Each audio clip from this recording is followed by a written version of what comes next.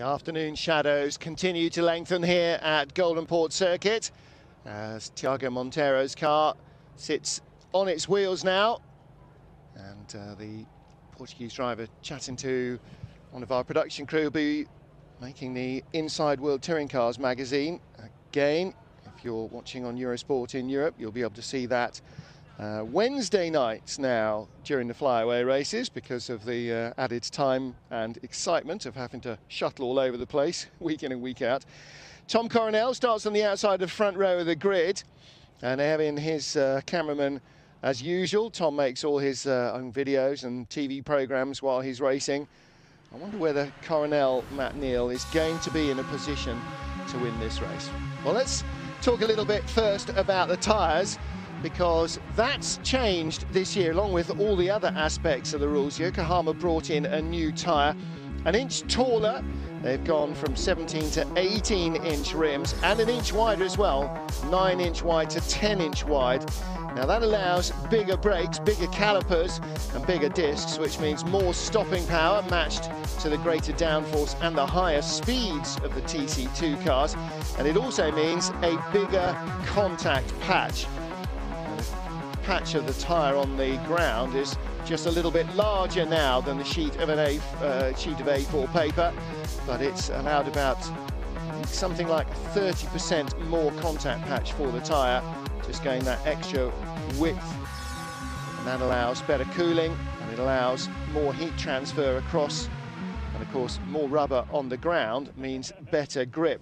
And every driver wants that. You want more tyre, and at the moment it seems as though, Matt, the tyre and the performance balance is pretty well matched. They've got enough grip.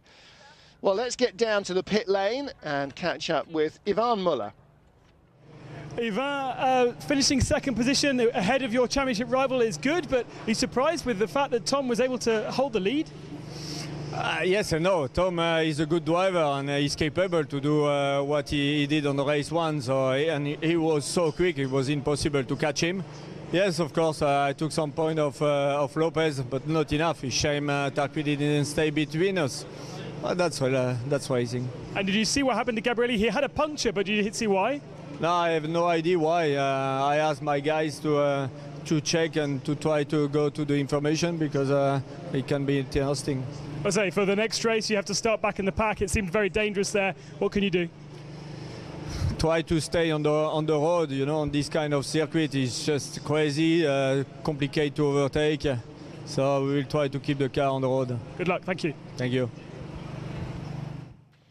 Well, it is going to be difficult because, of course, now having started towards the sharp end, well, sort of more in the middle, frankly, they're going to be more in the middle again, and there's always that possibility that things might get a little squirrely.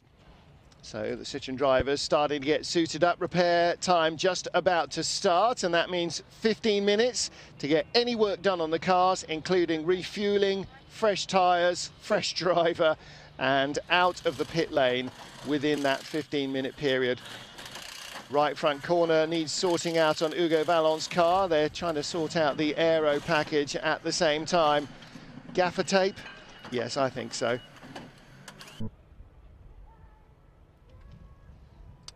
Slightly bizarre sight of a 3-minute board being waved around at the pit lane. Maybe 3 minutes till it opens. 11 minutes and 45 seconds of repair time remain, however. We saw in the pits quite a few cars with right front punctures. One of those was the Citroën of Kuenhamar. What exactly happened to your car? Well, this session we start with the old tires for race one. So I have a very limited time for the very good window of the tires. So we try to do the best. I did some overtaking, which is good, and the pace is no bad compared with the new tires of the others. And yes, during the overtaking I had some contact, but it's okay. It's just some body crash, but it's okay. I think they were repaired very soon. So this was contact with another driver, was it?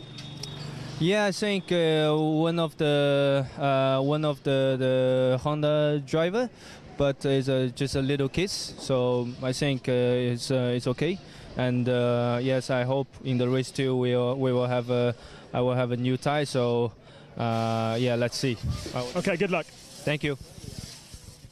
And as Ben mentioned there, some of the drivers have hit the tyre wall. It does, or at least there's something that's coming off the tyre wall, you believe, in the fast chicane. Yeah, it seemed like there was a flap hanging loose from the tyre barrier. So I hit in race 1. Everybody was touching, so I didn't want to take the risk because the start of race 2 from P2 is more important. So I pitted in a little bit earlier. Yeah, it was strange. Was hanging some rubber things loose. And you are not the only one. I believe there's about 3 or 4 cars that the same thing has happened. Hopefully it's been fixed now before race 2. Yeah, well, if there's a car driving in front of you, you cannot see the flap. And I think that's the difficulty. But at one stage, everybody knew and everybody told the driver. So, yeah, it's a pity. But race 2 was the only important thing for me. Absolutely, and you're starting in good position, like you said earlier, elbows out, and it's all about that first corner. Yeah, it's the first 2-3 corners I think are quite important. Also the start, and then just survive. All right, kick butt, Tom. He will do his level best, won't he? No question about that. And as we surmised in race 1, just make sure the car's in as much of a good condition for race 2 as possible and try and be the second man to win a race this year for Royal Motorsport. The interesting thing, though, is Huff on pole, Thompson third, filing down into the right-hander at the end of the straight from the start. We could possibly end up with a Lada 1-2, and that could be really entertaining. It's not going to be easy for Coronel. Loeb in 4th. Again, this is an opportunity, Matt Neal, for Sebastian Loeb to go in and look for a win to try and claw back some of the ground lost in race 1. Yeah, both the Ladas are on the outside of the grid in 1st and 3rd place, so it's the clean part of the track. And the Lada is actually very good at getting off the line, where they've been working on the start line strategies. So you say if you get 2 of them in the front, they could drive some awful wide cars. I mean, that car is as wide as it is long. So, well, it looks it anyway. And wider when on the front of the grid. Yes, absolutely right. But it's going to be, yeah, we were hearing from Mar about his tyres, and he seemed to be sort of blaming his puncture on his used tyres, but you'd go with used tyres, so they're heat cycled, so they'll be more durable. So I can't see that. He's either picked up a puncture or he's done it through contact.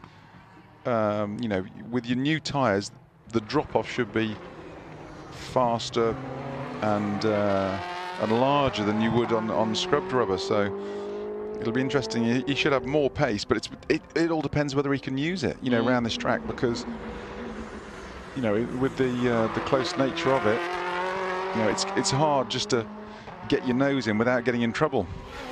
Well, these are the last 2 races of the day as well, and we did see punctures presumably from carbon debris, and there were delays. There have been several incidents. I mean, not least starting with qualifying at 8:30 this morning. We had a red flag very early on, didn't we? And a few other incidents. We had a couple of incidents in most of the Chinese touring car races and early in race 1 here as well. So let's get back down to the pits and find some more thoughts. Yeah, well, down here with Max Demenko from Team Lada, obviously a very, very good situation right now. Huffy is out there on pole position. What are the thoughts of the team at the moment? Sorry. It's very noisy. How did the team feel ahead of Huffy's pole position? Of course, we are very positive, especially it's our two pole in a row. And also James is very close. Of course, everything can happen during the race, but we keep fingers crossed and waiting for good results. Now, from where I'm standing here, it looks like Kozlovsky is not going out. Is that the situation? Now we are working on the car. We had a small fire during Parc Fermé. So it was damage to exhaust. Now mechanics are working on the car and we try to send it to the race, but to be honest, I'm not sure we can do it. That's a tough break for Mikhail Kozlovsky. He might have to be watching the Lada action from the pit wall. He didn't qualify strongly. He was going to be 15th on the grid. But the last thing you need is a fire during repair time. So, but again, Matt, you know, that indicates how hot the cars still are after race 1 when they're, you know, with the underbonnet temperatures, the turbos especially, but brakes as well. They take a long while to cool down. Yeah, I was just making the note of the new livery on there, the Redmond which is a new, it's a Russian oil giant, isn't it? Which they've signed a new 3-year deal with, going forward from 2015. But it's obviously upset the Lukoil relationship, and Lukoil have now, the livery, Lukoil livery has been removed from this weekend for the remainder of the 14 season. So obviously a little bit of a change in the livery there. Yeah. Well, they will also be bringing a brand new car. It was previewed at the Moscow Motor Show recently. The new Lada Vesta, which looks very much more like, say, the Honda Accord does than I think it looks like a Citroën Lada. Elise. It looks fabulous. It does. It looks very nice. Yeah. And in fact, the designer was saying they have taken a few kind of motor show liberties with the styling. He said, but it is very close to how the race car will look from which the road car. Road car's not going to be on or in the market until Q3 next year, third quarter of the year, so September, October-ish. They believe August, September maybe, if they can push it forward. But that's not to say that they are not allowed to race the new car earlier. So we do hope that the new Lada Vesta will be, I see the dust falling out of the car, that the new Lada Vesta will be on track for the start of the 2015 World Touring Car Championship season. Well, bit of practice starting going on from Qinghua Ma. Yeah, it looks interesting. He looks like he's a left foot braker, and they're just doing that. And then, I think he's young enough. Then you obviously have to flick across if you're going to pull the car up and use the clutch. But the clutch will only be used to start and stop the car. Once he's up and running in for the race, it won't be used at all. Absolutely. So, getting ready for round 18 of our 24 race championship. Of course, we lost one race in Slovakia to torrential rain. So there will in fact be 23 races completed by the time we finished race 24. And the pit lane going to close in just 3.5 minutes.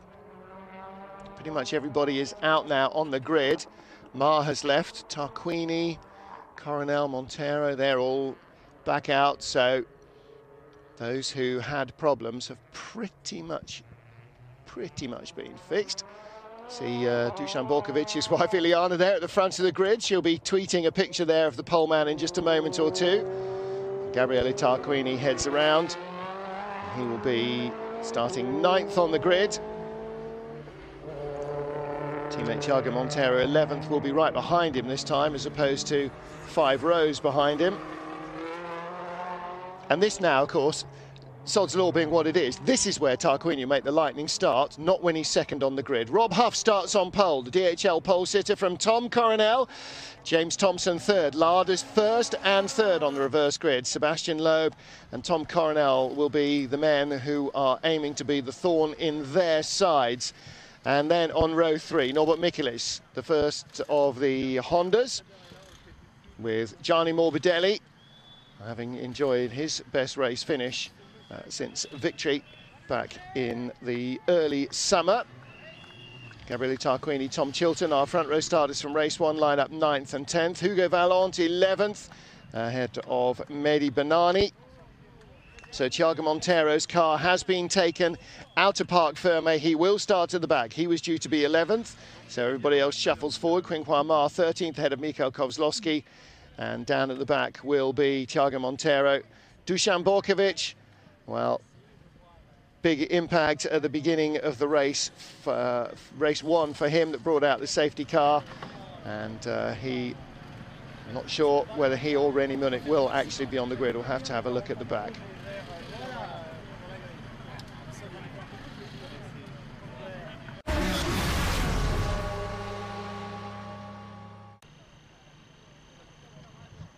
Counting down to race number 2, starting here in China, with a whole bunch of dignitaries here from Morocco supporting Mehdi Benani.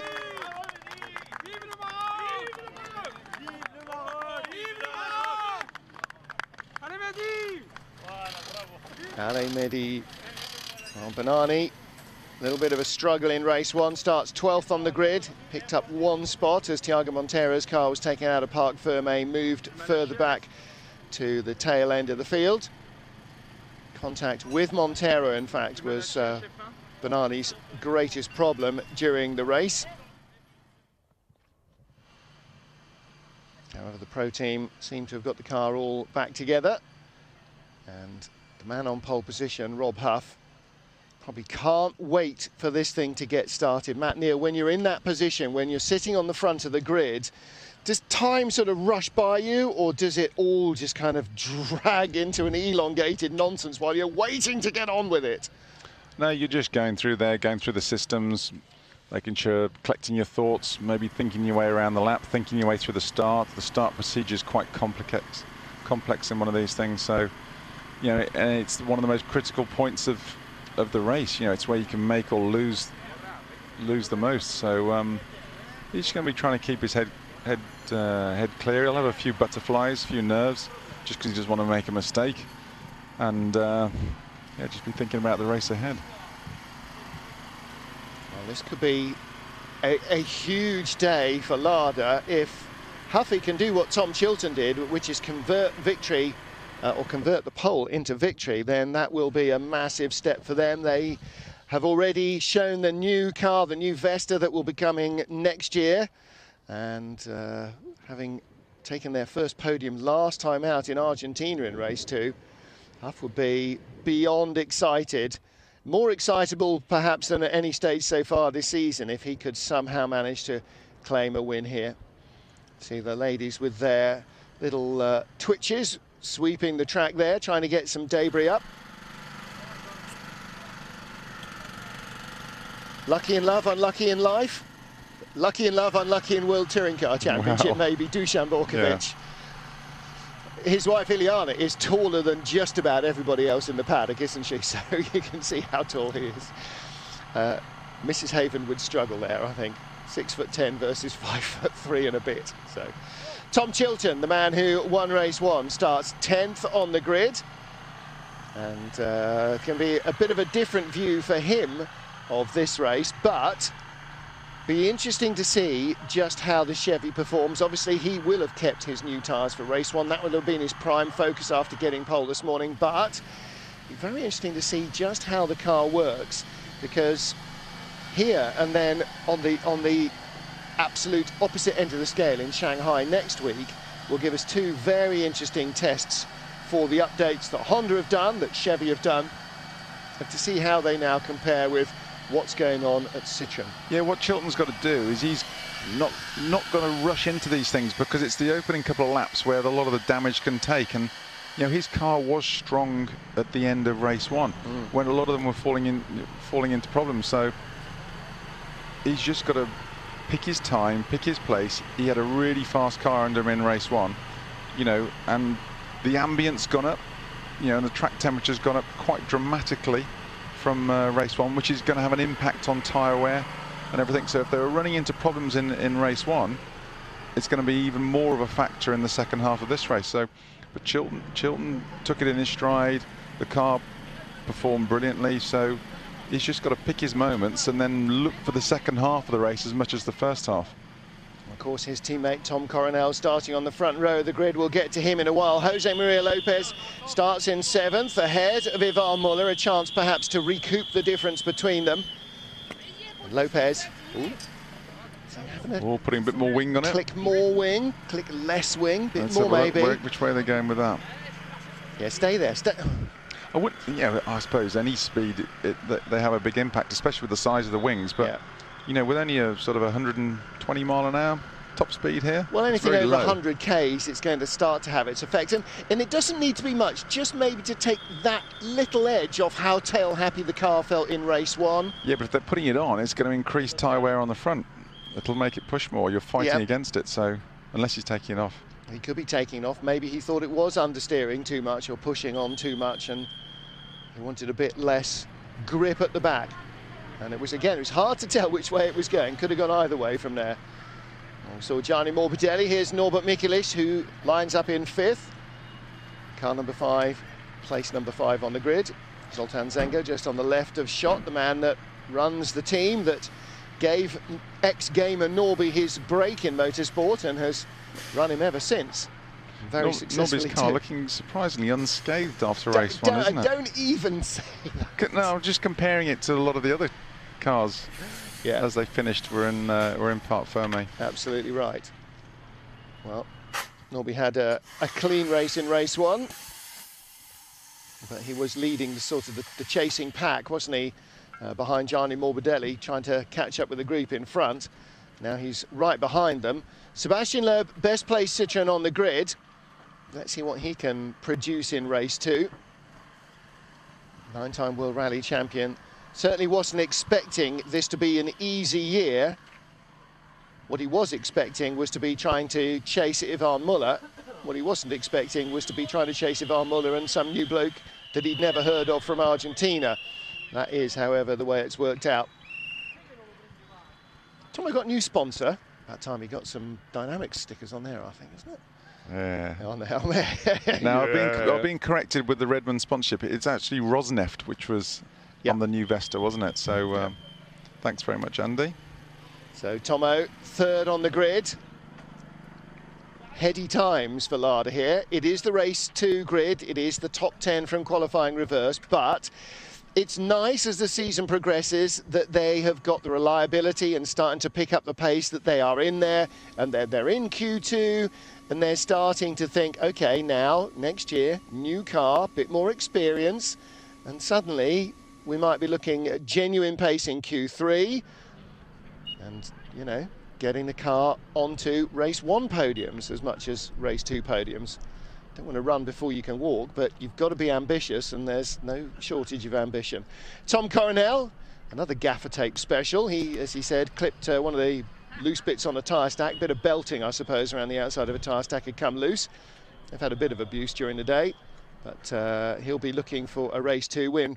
Always runs a lot of rear wing angle. That doesn't seem to be any different here either.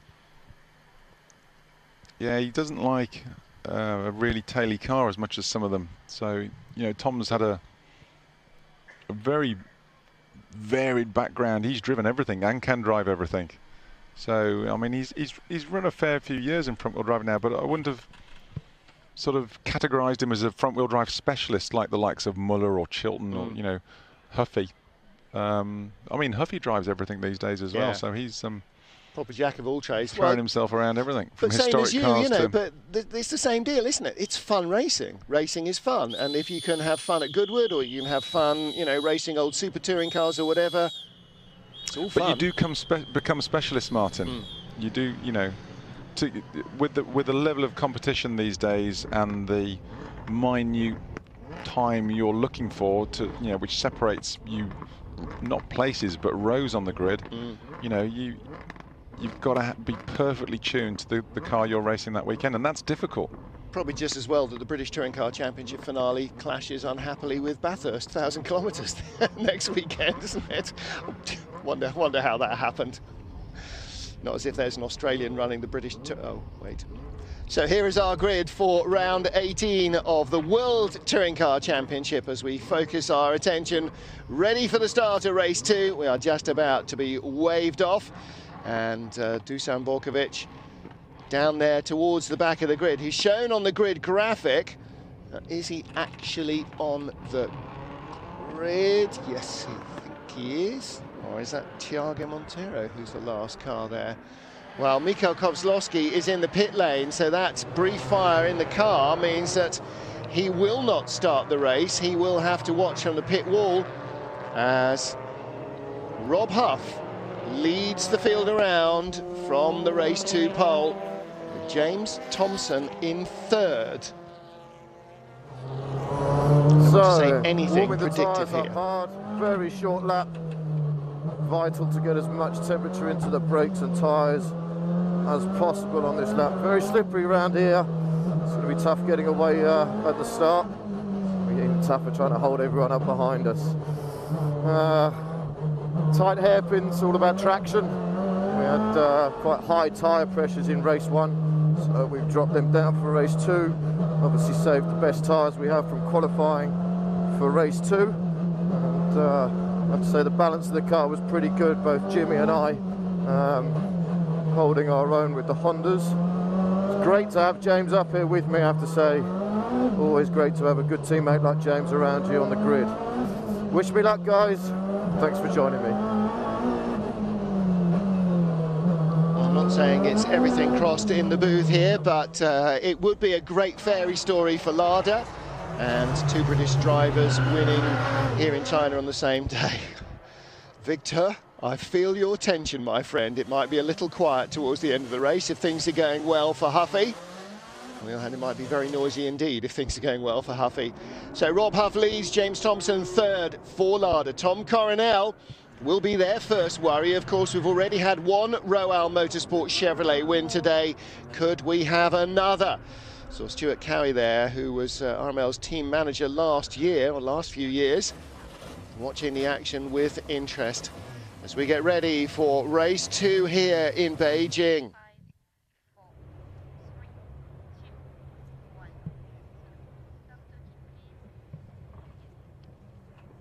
Cars on the grid, green flag waves at the back. We are ready to go in Beijing, the second race of the World Touring Car Championship visit here in China. 5 lights are on, and away they go. Coronel and Huff, the first row of the grid. Rob Huff, will he take the lead into the first turn? Coronel is right with him, no contact, and through goes Loeb. He gets by on the inside, ahead of James Thompson, so Loeb from 4th, jumps ahead of Thompson, and so does Norbert Mikulits. Not a great start for the second Lada, and on the inside there, that was Lopez, who holds off Morbidelli, and then inside Muller is the number 2 car of Gabriele Tarquini, so no surprise that Muller kept his nose cleanly in front there. But it is Huff that leads, Coronel in second, and Huff trying to do exactly what Tom Chilton did in race 1, which is jump away immediately. And Matt, that's got to be your game plan, just go off like a bat out of hell. Yeah, fantastic dream start for Huffy.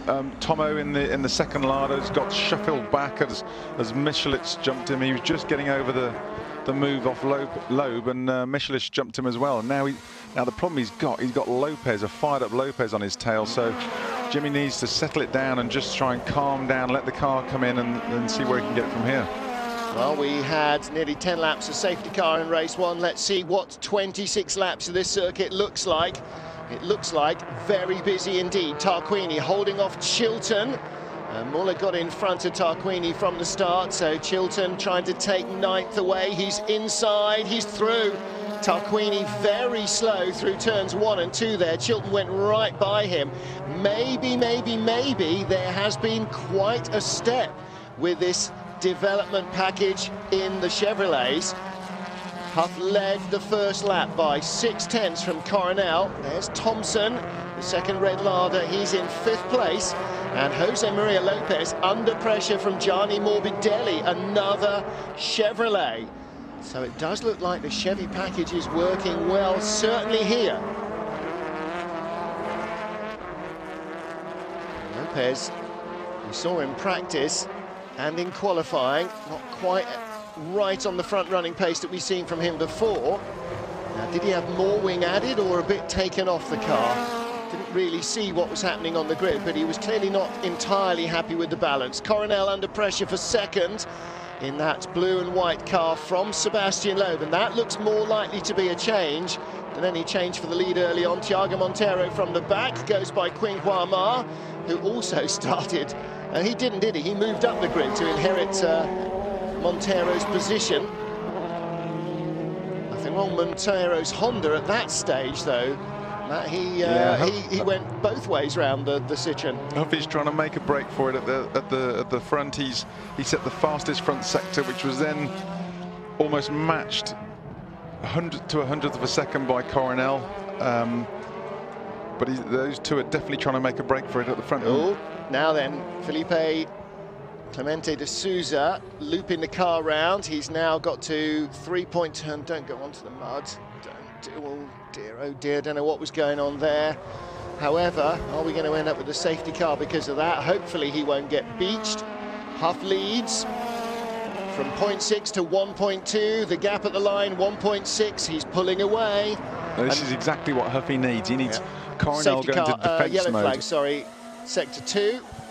He needs Coronel looking backwards and fighting with Loeb and seeing if he can make a break. Because if he can get some air between them, Loeb's conscious of that. He's going to be wanting to get past Coronel and get up the road to start putting Huff under pressure. Well, the other thing that's happening is that Norby, Mikulic, the black car behind, and Thompson, the red car behind, are both starting to close the fraction on this second-place battle. Coronel, Loeb may be joined by Mikulic and Thompson, and Lopez is coming with them just about. He's dropped a little off James Thompson's larder, and that's because he's having to defend against Gianni Morbidelli. Chilton's behind Muller, looking for a way to go by. Somebody at Citroën has not read the same script as everyone else this weekend. Yeah, Huff's took a massive chunk out of him in that middle sector then, though. 8/10. Can't do that, though. It's a yellow flag zone. You can't do that. That's a very good point. It may be that he slowed down significantly. I don't know what his last lap sector through there was. They may have slowed down more. It's not relative to the others how much you slow down, it's relative to your own pace how much you slow down. So if he slows down the same percentage but is going quicker per se, then he's still slowed down. Well, De Souza's car, I said don't drive onto the mud, he drove onto the mud and he's still there. One of the quickest cars on track at the moment, it's Morbidelli back in 7th. Another fastest first sector this lap, so that's 2 laps in a row. And he is catching Lopez, and that's why Lopez has sort of fallen off the back of Thompson a little, because Morbidelli's duffing him up good and proper. Hugo Vallant. 107.8 his last lap, 106.3 for Huff. Yeah, Huff is right on Muller's tail, but Muller's not going to give that a position up. Huff is now 2.7 out. The gap grows with every lap. Fastest personal lap last time round for Coronel. Again, how can they be setting fastest race laps if there are yellow flags out? Still slightly struggling with that. A lot of grass on the front of Norby's car. Let's hope that doesn't have a knock-on effect. The black Honda. So we've got Lada, Chevrolet, Citroën, Honda in the top 4. That's the sort of balance that you want in the championship. All right, it's race 2, all right, it's the reverse grid, but you do want to see all the manufacturers up at the pointy end of the field having a bit of a shout. You don't want the same manufacturer every race weekend, but given the variety of tracks we go to, if you can get parity between them, that's not likely to happen. That's good the way they're working it with some of the tracks we're visiting. It's great to go to the Grand Prix circuits, but it's great to come to the smaller, tight and twisty, more demanding circuits. You know, that's the variety, and that's one track's going to suit, what track layout's going to suit one particular car and vice versa. And this is exactly what we're seeing. And I think bravo to them. It's what you need. You want to make the cars as equal as possible, as often as possible, but there will, as you say, be tracks that suit certain cars. And at the moment, again, the Lada, look at Thompson, really giving Mikulic a tough time. So that is the battle for 4th.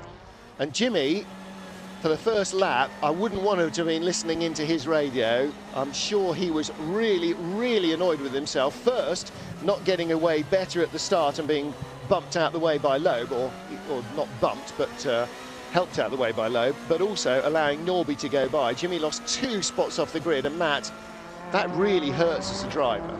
It does hurt when your teammate's disappearing up the road, you know, in first place. So, well, when you're on the the pointy end of the grid and you've been there an awful lot, it just hurts to lose any places. You always want to be going forwards.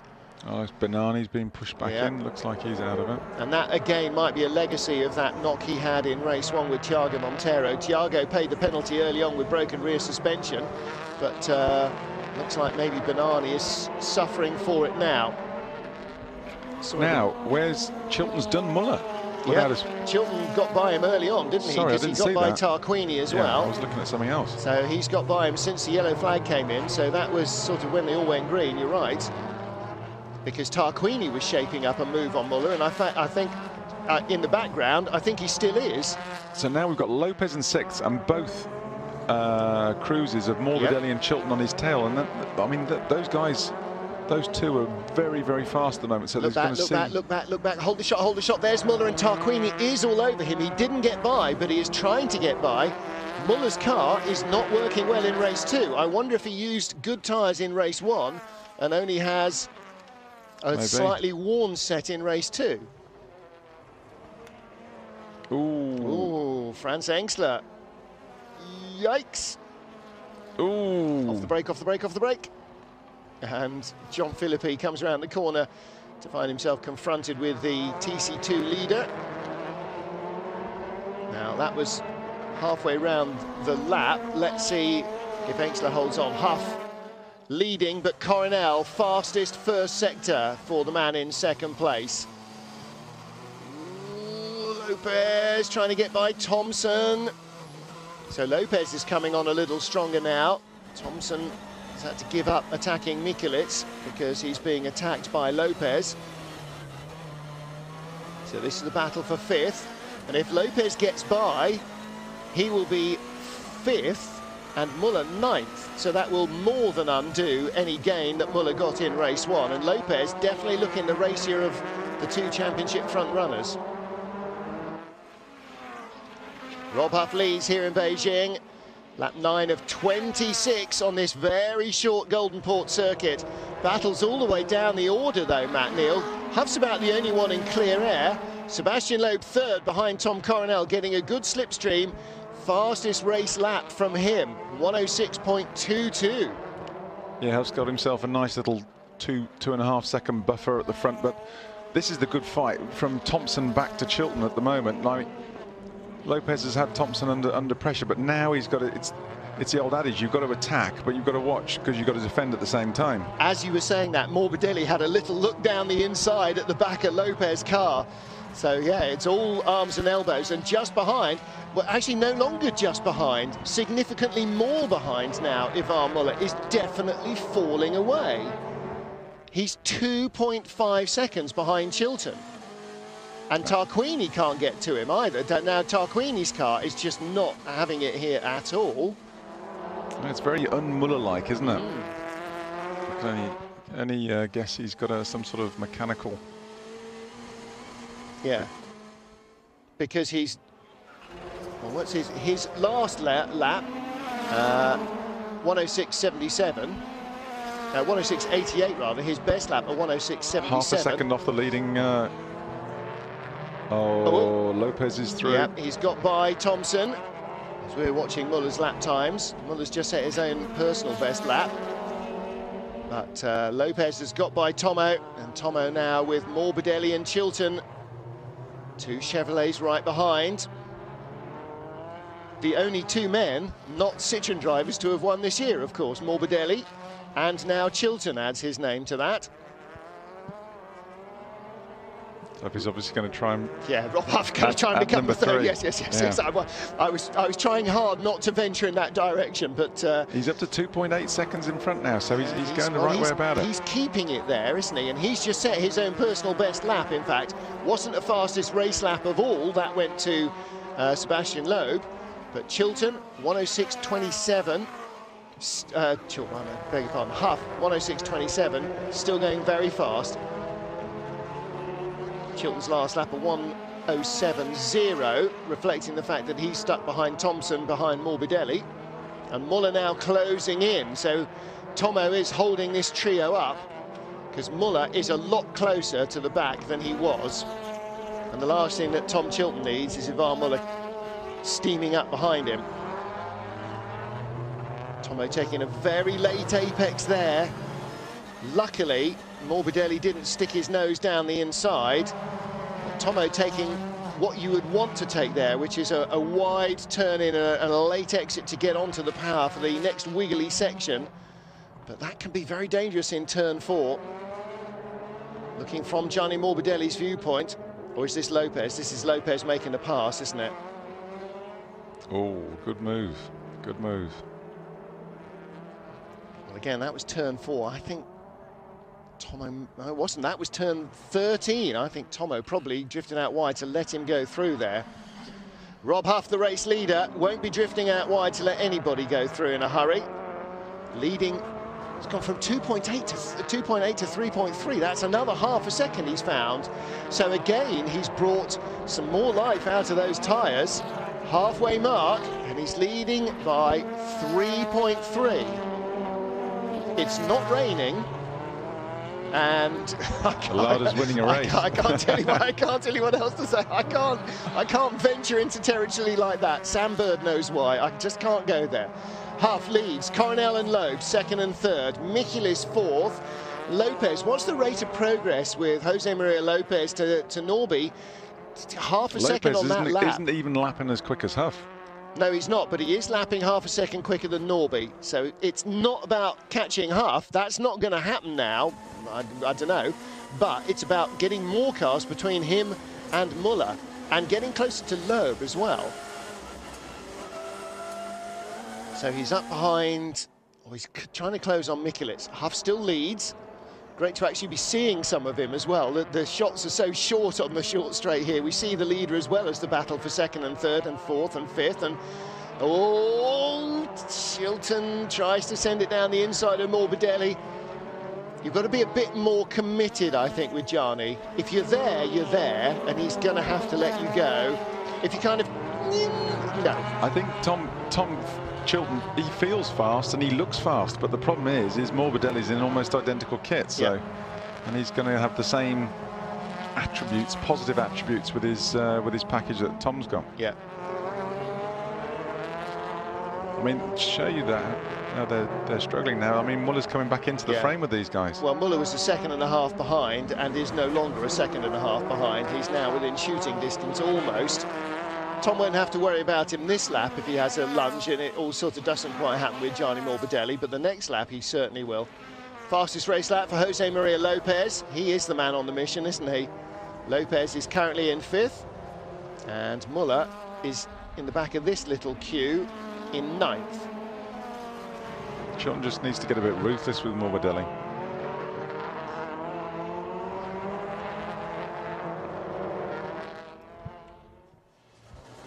After all the support for the Lada programme, it would be supreme irony if this year's title sponsor, Lukoil, having decided not to remain on the cars, with a new sponsor being announced for next season, miss out on the big day. By one meeting. Gosh. Yeah, I mean, you know, they certainly were a very major supporter of the Lada programme. There you go, last lap, Lopez, fastest lap of the race. Yep. So he's definitely, the car is coming to him now. Whether and again, he could be the first man to break into the fives. 106.003. He could end up in the fives, and that would be the fastest lap of the meeting. I think Chilton was in the fives in race one, wasn't he? That's a good point. In fact, they were in the fours in qualifying, so I'll wind my neck back in. But there is Lopez with his problem. Michelis, ooh, Jose Maria's got the grip. No, he hasn't. Now, we've seen all season long that the Citroen can turn inside you and still find grip. He didn't quite have enough, but he is going to get by Michelis, isn't he? Here he comes. He's setting him up. We only need one mistake off Michelis and he's going to be through there. Well, he doesn't even need to make a mistake. Lopez just needs to get an overlap. Here we go. Down there you go. Down the inside. And through he goes. And that was always coming. Norby forced further and further offline.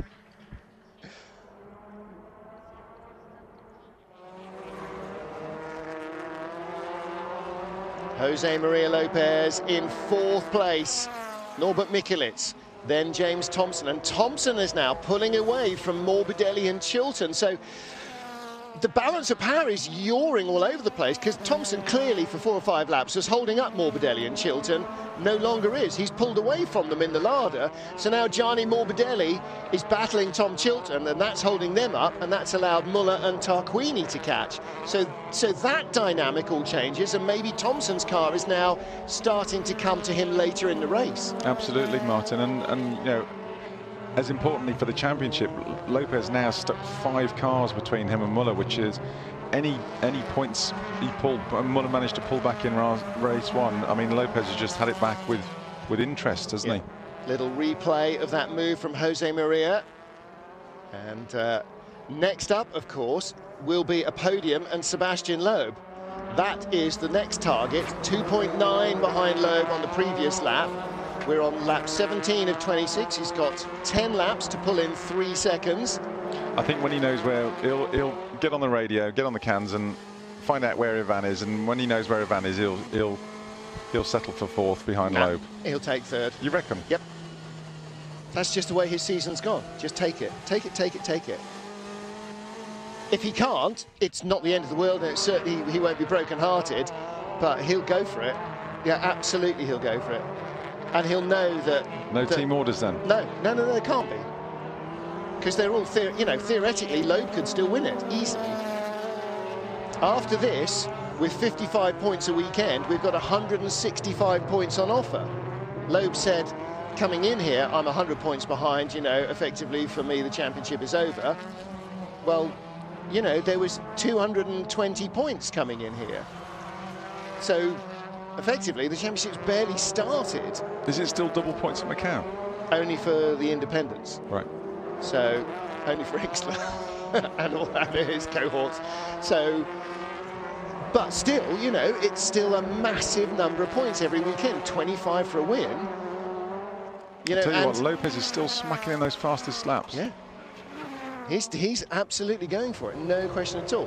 Now then, Morbidelli seems to have found a little bit of pace. Maybe Chilton's eased off the attacks, because Morbidelli's pulling away a fraction, and Chilton might be starting to think about trying to shake off Ivan Muller as well.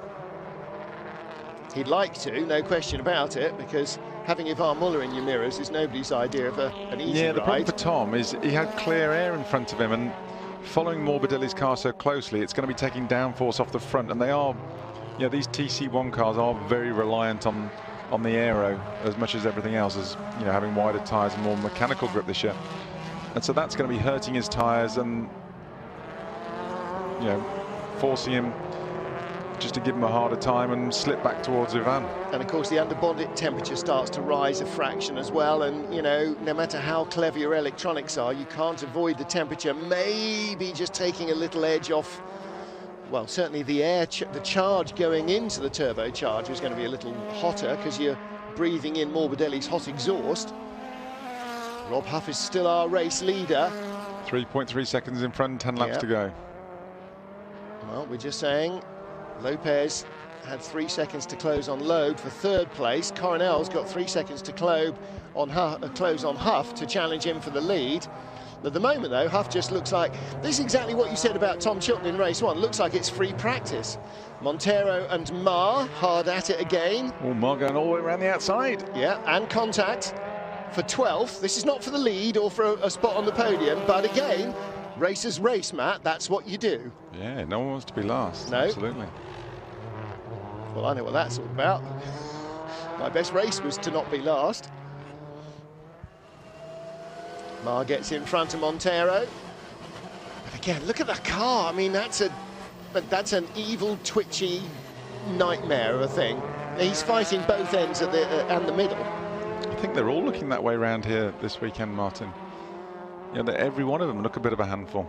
Maybe a polo's what you need, not something as big as these things. Huff leads to continue. And 3.28 from 3.3 something. So Coronel crept back a fraction. Johnny Morbidelli sets a personal fastest lap. James Thompson, personal best in sector 2 on the last lap. So the car's still finding pace again. Track getting grippier and grippier. And maybe now a bit more Yokohama rubber down on the track is helping the Yokohama tyre. A little replay looking back. Thiago's car. Mar letting him know who's there. Yeah. The times on those leading 3 cars are all about status quo. It's Lopez has still got the edge, closing on Loeb, but last time round, Lopez closed another 1/4 of a second on Sebastian Loeb. But Loeb is, he's close enough to Coronel for Tom not to just avoid looking in the mirrors, but not close enough actually to do much about the Dutchman, is he? He's not going to be able to attack from there, and in fact, I see that gap, 3rd to 4th, is definitely still coming down. I think we could end up with a change for the final podium spot rather than for the first podium spot.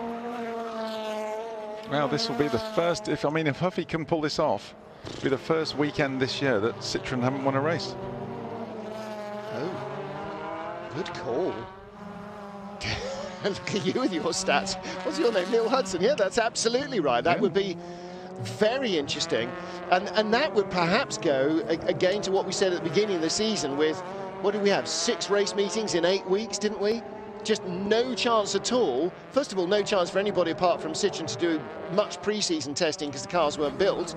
And secondly, no in-season catch-up time until they shipped everything off after the end of the European campaign. Yeah, Lada have been doing a massive amount of work, and you know, obviously the 2 best prepared cars, there was the Citroën and then the Honda a little bit behind it, even though they were a little bit late. But then I know the Chevrolets were literally delivered almost to the first meeting, so with 0 testing, and then the Lada was a very similar kettle of fish. So for those 2 teams, it's great to see the progress they've been making through the year. And hey, and now we've got a Chevrolet and hopefully a Lada winning these 2. Yeah, in fact, only one of the Lada race cars had even turned a wheel on a track before they went out onto track at Marrakesh. They were completed in Morocco, not in Manicourt, where the team is based. Huff's car was the only one that had actually been driven. So, yes, from that standing start, they are having a very good season.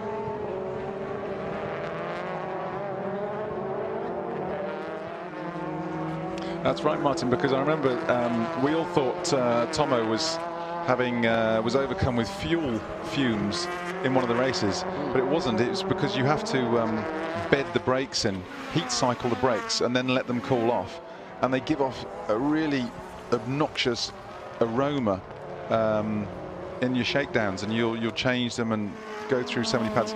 They were having to actually bed the brakes in the races, which is unheard of, and it was the fumes off the brakes that had overcome Jimmy, and we had to go and have oxygen after the race. And the other thing, of course, that happens with a brand new car, and this would have been definitely a factor in Marrakesh, is as soon as the exhaust heats up, all the stuff in the paint, in the shell, starts to fill the air as well.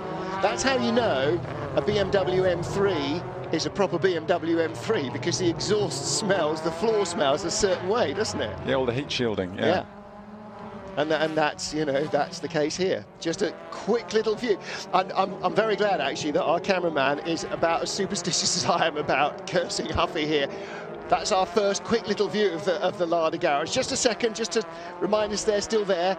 Not going to focus too much on what's happening. It's all going nicely without. Huffy's still leading by 2 seconds, but Coronel's just set his personal best lap. Well, joking apart, this is where the action is. Where Huffy is, it's a bit boring at the minute. Coronel's closed the gap as well. He's only 1.6 behind now. He shaved a second off that. So Coronel fast, personal best lap last time, and another best sector this time. Headlights on Norby's car, not because it's getting dark, certainly isn't yet. Lopez, by the way, new fastest race lap, 105.945. Lopez now 1.2 behind Lowe. Engstler still trying to get round the corners, of course, but there's nowhere else to go, really. He had to cut in. Tomo gets by, and that breaks up the Thompson-Morbidelli-Chilton-Muller-Tarquini battle a fraction. Tomo got clear. Muller and Tarquini also got held up a little there. Chilton still trying to get by Morbidelli. Lopez fastest lap of the race again. Yep. On lap 25 of 26, 24 it was. Yep. Collectively, I know Lada haven't won a race, so that's going to be amazing, but if they could finish like this, first and 6, 2 cars in the top 6 and a win. Yeah, absolutely. And Tomo will be thinking what could have been, because he was 3rd on the grid, and he'll be really, really delighted for the team with whom he's had so many ups and downs, but just disappointed he's not there on the podium to enjoy it. Mikhail Kozlovsky is still having to watch it all from the pit wall. Do you know, there's not a single person in a red shirt even breathing for the last 10 laps, never mind now. They'll all be turning deep blue. The explosion of relief is going to be quite remarkable. Yeah, Martin Coronel's getting close now. His lights are on. His lights are on. He's showing him he's there. It's down to the gap's last come down lap. Again. He's shaved another half a second off that last lap. Huff is not going... Oh, change for 3rd. Change for third, right behind. One of the Citroens very wide. Did Loeb just pull over to let Lopez go through? On the last lap, what are we going to see at the line? Or was Loeb defensive? Huff is in front of Coronel. Loeb is very defensive, and Lopez looking to the inside for third place. It was not Loeb pulling over to let him through. It was Loeb pulling over to defend. Victory for Rob Huff, victory for Lada, and third place for Sebastian Loeb by an inch from Jose Maria Lopez. Now they can start breathing again. Now Rob Huff has completed 26 laps at the front of the field. Zoe, James Thompson's girlfriend, looking ecstatic. There will be some wild celebrating in Cambridge as well.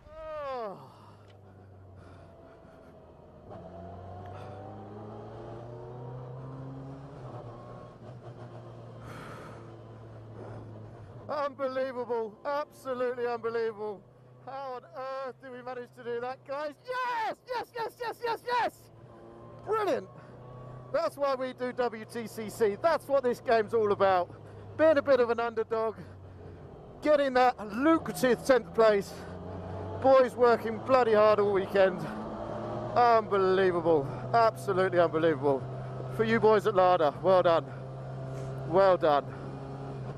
Oh.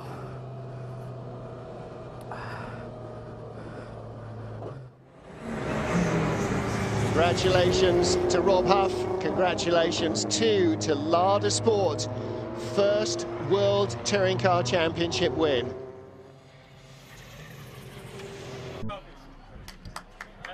And breathe. Rob Huff, your race winner here in Beijing. Race 2, the first victory in World Touring Car Championship for Lada Sport. And finally, everybody can start to breathe again. So friends and family back home in Cambridge, and everybody at Lada Sport have already seen the future, the new car coming, and the future perhaps has already arrived. Rob Huff wins his first race for Lada, wins Lada's first race. Tom Coronel, second place. Thank you very much. On the podium, always a smiley face. Matt Neal, I'm saying it now. Win number 6 in Macau for Huff. It's happening. Well, he is a bit of a Macau meister, isn't he? So, yeah, let's put the money down. Well, here in China, a double victory for the Brits. Chilton in race 1 and Rob Huff, you held on for race 2. Victory in a Lada. Unbelievable, absolutely unbelievable. Well done, boys, yes! Brilliant, absolutely brilliant, you know. Just managed to get a pretty good start, got my head down, got a few seconds on Tommy behind me, and I could see he was, you know, he couldn't really catch me, so about halfway through the race, just started to pace it a bit and lost the air conditioning, so it started to get seriously hot in the car. That's why I'm a bit red and a bit panty. But hello to everyone at home, Mum, Jazz, Dad, Fran, love you guys. It's a very busy lap out here, so getting hot in the car without air conditioning must have been pretty tough. Yeah, really, for sure. And it was instant, you know, you could feel it straight away inside the helmet. Yeah, it was really tough, but just testament to what an absolutely unbelievable team this Lada Sport team is. And everyone involved, just brilliant. Thoroughly deserved. We've worked like hell this year, and to pull that off is brilliant. Congratulations on taking the first win for Lada. Thank you. Result for our motorsport. Tom Coronel, second here in Beijing. Congratulations. Thank you very much. It wasn't easy. There's some rally drivers who put me under pressure.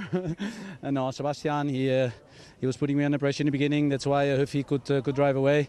Then in the middle of the race, I got some air. I saw him making a few mistakes, a little bit wide. Then I had some space to try to attack, and my lap times were dropping. And at the end, I saw Rob having some understeer difficulties.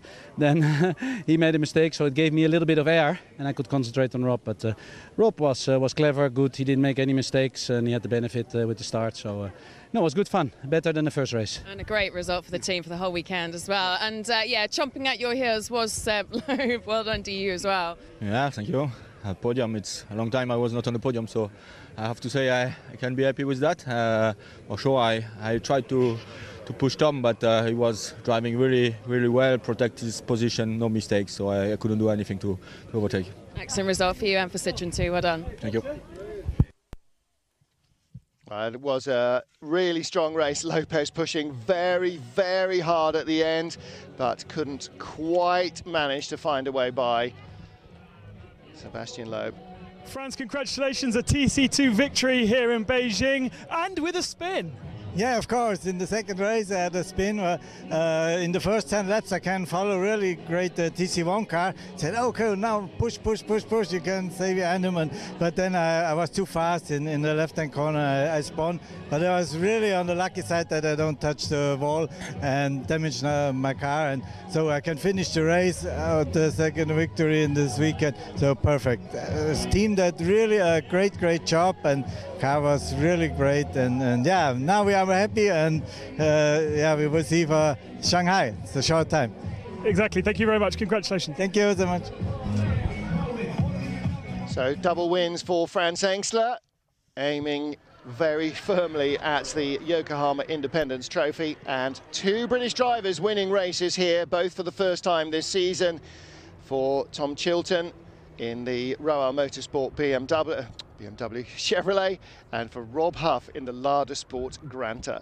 And Royal on the podium in second place with Tom Coronel, as he said, holding off Sebastian Loeb early on.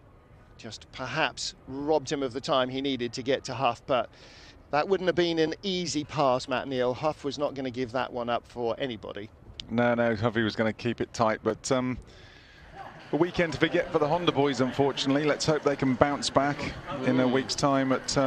They seem to like some of the faster stuff, so let's see. I hope they can bounce back. But still, we had 5 manufacturers in the top 5 places of. Sorry, 4 manufacturers in the top 5 places of that race too. So that's great. I mean, it just shows the competitiveness. 165 points still up for grabs. Sebastian Loeb has slipped just 1 single point further adrift of Jose Maria Lopez, and Ivan Muller 6 points further adrift this weekend. So still the 3 Citroen drivers are playing in the mix, and Huffy 25 points this afternoon moves him up into 10th in the championship.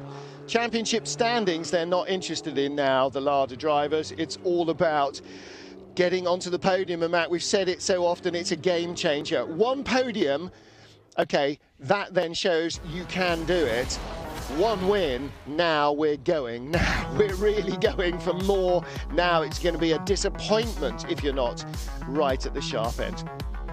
So, my thanks to Matt, my thanks to all the crew, and of course to Ben and Alex and the rest of them down in the pit lane. And thank you to you too for joining us wherever you've been, whether it's been morning, afternoon or evening. Thank you, and join us again next weekend as we stay in China but head to a diametrically opposite circuit, to the Grand Prix circuit at Shanghai with its kilometre straight and high speeds. What will that bring? You'll have to join us next weekend to find out. Until then, on behalf of everybody at Golden Port Circuit in Beijing, I'm Martin Haven saying thank you and goodbye.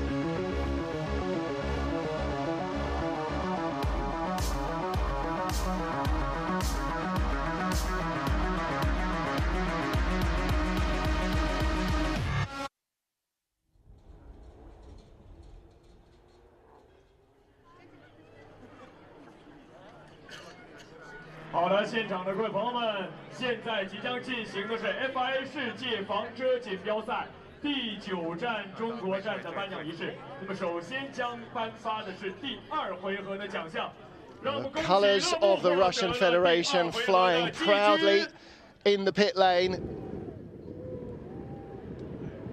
Genuinely hand on heart, I wonder how many people in a red shirt thought that they would see this day, I don't mean a Citroen red shirt, I mean a Lada red shirt. Who thought they would see this day this season? Well, I think they wished, but it's wished and hoped and all the rest of it, but it's I can't tell you what a massive shot in the arm it's going to be for Victor, for Max and all the guys, you know. It's going to be some massive shots in the bar as well. without playing on any stereotyping. I was with Huffy down at Goodwood Revival, and he said He hasn't had so much fun racing with a teammate of Tomo and with a group of bunch of guys with the Lada Sport guys as he's had in a long, long time. And, you know, that's fantastic to hear. You know, you can see the smile. Oh, okay, he's smiling generally, never mind today with what he's achieved. Well, the expectation is low, and that means that any result is a massive high. I think with the programme, they were hoping for... Oh, we'll listen to the national anthem. Here are anthems, yeah.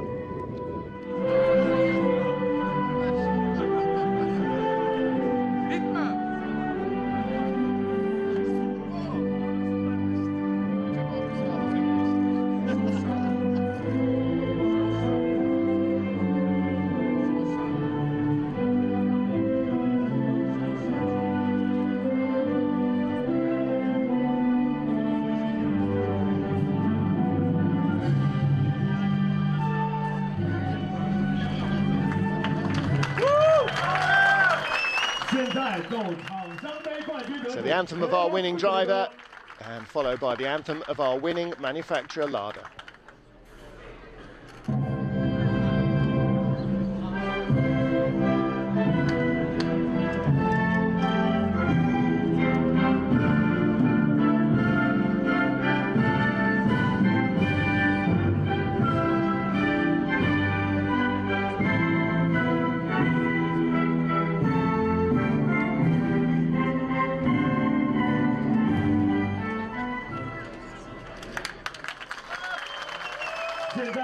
So there's your podium. Rob Huff, Tom Coronel, Sebastian Loeb, the top three, and of course our Yokohama Trophy winner for race 2 is Franz Engsler. Yeah, the target with Lada was trying to get themselves competitive last year, and the target was to try and get on the podium this year and to win next year. So I think they've just surpassed that in one fell swoop, haven't they? Well, one of the advantages they've got, all right, you know, that this year's car is going, but remember when the Cruise arrived, it looks different from the outside, but the grubby bits were tried and tested.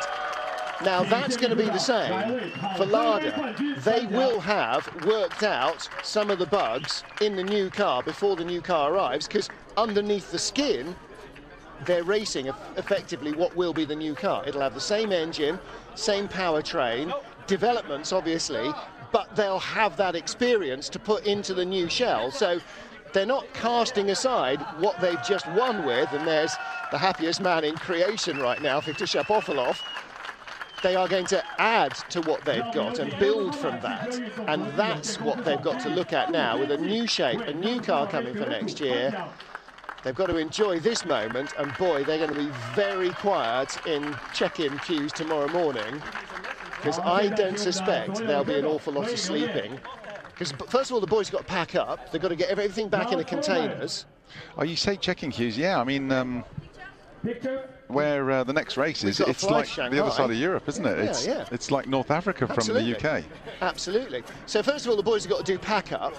So, and then boy, it's going to be party central, and deservedly so. I mean, these guys work really, really, really long hours all season to get to where they are, and I'm sure that Huff will lead the cheerleading. So congratulations to them. Next week in Shanghai, what will that produce? We'll see you there.